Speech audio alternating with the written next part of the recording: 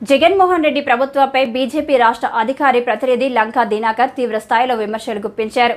ఈ సందర్భంగా విశాఖలో ఆయన మీడియాతో మాట్లాడుతూ జూన్ 4న ఎన్డీఏ కూటమి ప్రభుత్వం రాబోతుందని, భూముల పేరుతో జరిగిన అవినీతి అక్రమాలపై దోషులను కఠినంగా శిక్షించాలని కోరుతామని లంకా దినాకర్ అన్నారు.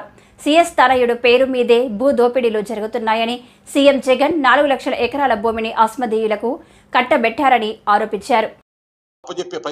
ఇప్పటికే ఇండోసోల్కి సంబంధించి, షిర్డీ సాయికి సంబంధించి కర్నూలు, అనంతపూర్, కడప ఈ జిల్లాల్లో దాదాపు 32,000 ఎకరాల భూమిని, ఏదైతే 2.5 లక్షల ఎకరాలు మొత్తం ఒక ఇండోసోల్కి, ఈ కంపెనీలన్నిటికీ 4 లక్షల ఎకరాలు భూ సంతర్పణ జరిగే దానిలో ప్రక్రియ ప్రారంభం చేసి 32,000 ఎకరాల పైచీలుకు భూమిని ఈ 3 జిల్లాల్లో ఇప్పటికే వారికి దారాదత్తం చేశారు. నామమాత్రపు ధరకి 5 లక్షల రూపాయలు. అదే లీజ్ బేస్ అయితే 31,000 అన్నారు. అవుట్ రేట్ సేల్కి తీసుకునేటటువంటి పరిస్థితి. అవుట్ రేట్ సేల్కి 5 లక్షల రూపాయలకి ఆ కంపెనీలు కట్టబెడితే, ఆ కంపెనీలు గతంలో కూడా మీకు ఇంటర్నల్ డాక్యుమెంట్స్ వాళ్ళ లెటర్ల రూపంలో 5 లక్షలు కాదు 3 లక్షల రూపాయలకి ఆ భూములు మాకు అప్పచెప్పండి అని ప్రభుత్వాన్ని అభ్యర్థించినటువంటి అంశం.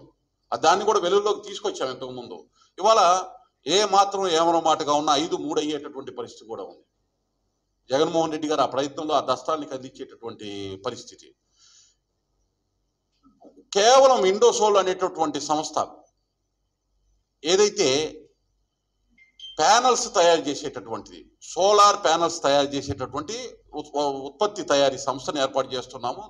క్యాప్టివ్ కన్జంప్షన్ అంటే ఆ సంస్థ సొంత అవసరాలకి వినియోగించుకోవడానికి దాదాపు 7,500 మెగావాట్లు విండ్ సోలార్ పవర్ కావాలని చెప్పి, దానికే 2.5 లక్షల ఎకరాల భూమి కావాలనేటటువంటి అడుగులు ముందుకేయటం, దానిలోనే ఇప్పుడు చెప్పిన 32-35 వేల ఎకరాల వరకు దారాదత్తం చేయటం జరిగినటువంటి పరిస్థితి. ఈ రంగంలో ఈ విండ్ అండ్ సోలార్ రంగంలో ఏమాత్రం అనుభవం లేనటువంటి సంస్థలు, పెట్టుబడి సామర్థ్యం లేనటువంటి సంస్థలు ఇంత పెద్ద ఎత్తున ప్రాజెక్టులు కేటాయించడం వెనకాల అనేక అనుమానాలు వ్యక్తమవుతున్నాయి. ఆ అనుమానాలన్నీ కూడా గతంలో వ్యక్తపరిచినాయి, ఇవాళ వాస్తవం అవుతా ఒకటొకటి మన కళ్ళ ముందు కనబడుతున్నాయి.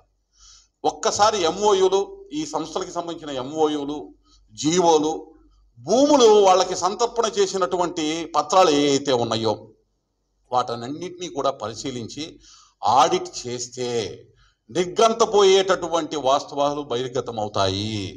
అదేవిధంగా ఈ సంస్థలకి పెట్టుబడులు ఏ విధంగా వచ్చినాయి, ఈ భూములకి సంబంధించి కానీ, ముందు ఈ సంస్థ దాదాపు 1 లక్ష రూపాయలు పెయిడప్ క్యాపిటల్తో ప్రారంభమైన సంస్థ, వాళ్ళ సిస్టర్ కన్సర్న్గా ఉన్నటువంటి షిర్డీ సాయి ఎలక్ట్రికల్స్ 500 కోట్ల మించి టర్నోవర్ లేనటువంటి సంస్థ, 500 నుంచి 1000 కోట్లు టర్నోవర్ అఫీషియల్గా వాళ్ళు డిక్లేర్ చేసింది 2021-22 సంవత్సరంలో.